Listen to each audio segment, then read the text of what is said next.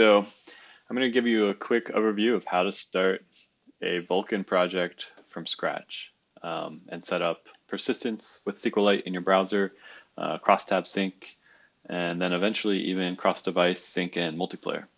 And just to I guess, whet your appetite, I'll open up the Vite starter that it's already deployed. That'll be kind of the culmination of these videos. Actually, let me open it in a bunch of browsers because different browsers are isolated, right? And we can see that even though it's in different browsers, we can add data and sync between the two and type.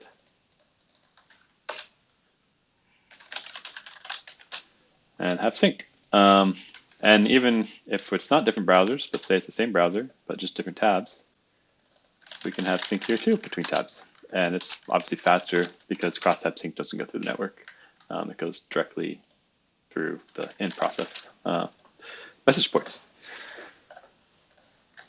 Cool, so actually let's get started building a completely new project.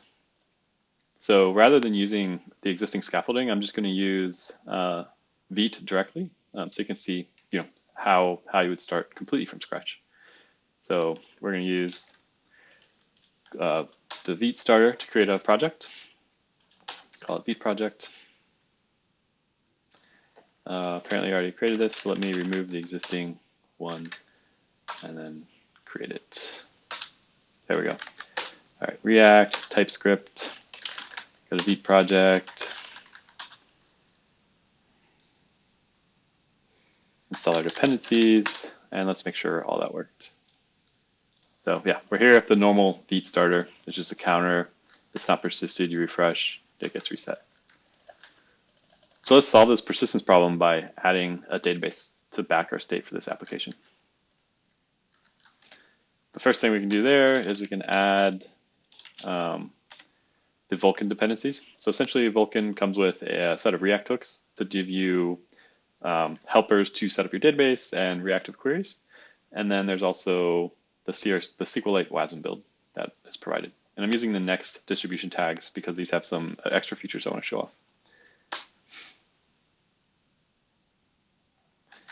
Let's open this up in VS Code. All right, so we've installed our dependencies. Now let me make the font a bit bigger for you guys. We're going to actually have to start including our thing. So the first step is really to include a database provider. Or actually, I guess even before that, we want to create a schema for our database, right? The cool thing about Vulcan is it's actually going to see your schema and auto-migrate your database whenever your schema changes. So the developer experience is pretty fluid. If you need to change your models, change your domain, change your tables, whatever, you just add columns, remove columns, and your database gets auto-migrated. If you need to do something more sophisticated, yeah, you could create your own migration scripts. But let's go ahead and create our table. Since we know the Vite starter, I guess I shut down the server.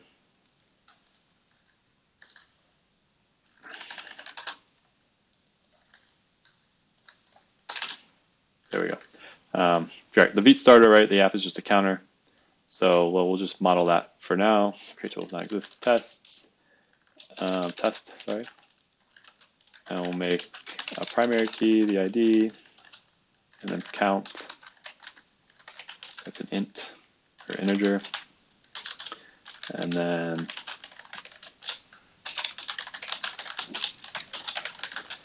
insert a count to see the database. Okay, so now let's actually include that DB provider. And then use the DB provider.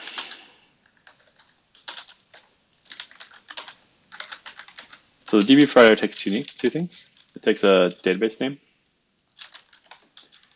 And then it also takes the schema that you want that database to have. So you need the name of the schema. And this name is kind of arbitrary. It can be whatever you want as long as it's consistent. And then the content of the schema. So to get the schema content, right, we created a SQL file. Well, Vite lets you import contents of a file. So we can import our schema content from main.sql as raw. So that'll import the schema content. And then This DB provider sets up the database, and then we're going to want to actually use the database in our application. So let's give app a DB name parameter. So we can pass the name of the database to it. We go to app.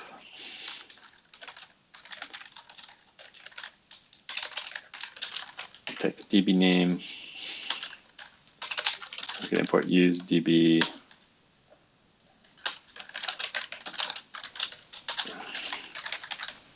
Perfect. So context is currently unused. That's fine. Let's go check our app. So we see an issue here. Looks like it responded 404, couldn't find SQLite.wasm. This is actually a bug in Vite that I'd forgotten about.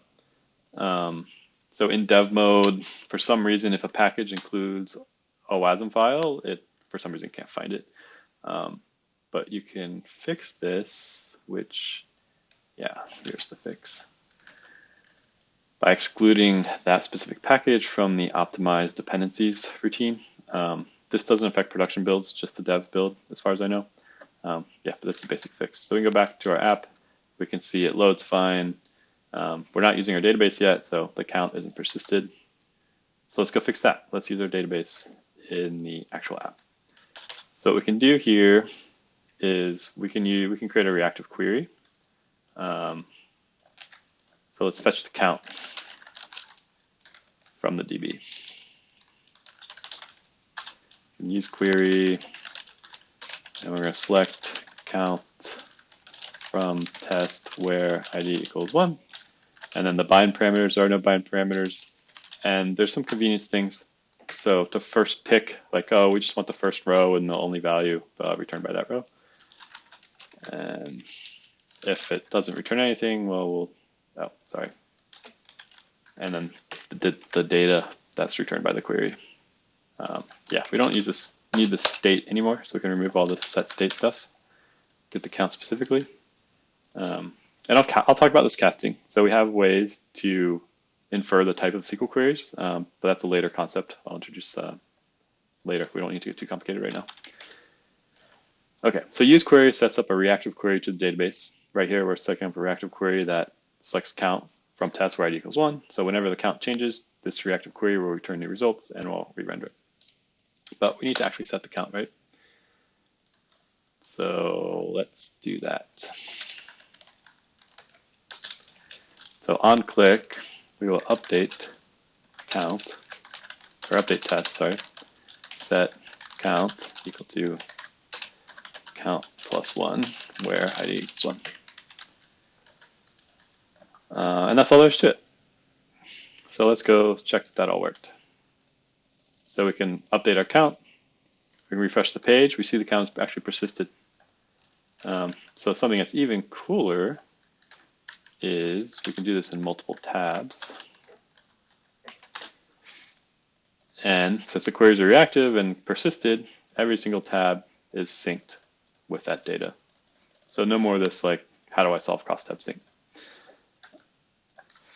So I hope that shows you that, like, having SQLite in your browser, having a real database in your browser solves this whole shit show of JavaScript state management libraries, where everybody's trying to handle their own thing, and maybe it doesn't support transactions, or it does support async transactions, or all your data is in memory, and then you can't page it to disk, and then setting up indices is complicated, right? Like, we've had solutions for this forever, which are just regular databases, and now that we can do SQLite in the browser, we got all the nice things of incrementally loading data from disk, indices, paging data out to disk when it's no longer needed, caching it in memory when it's hot.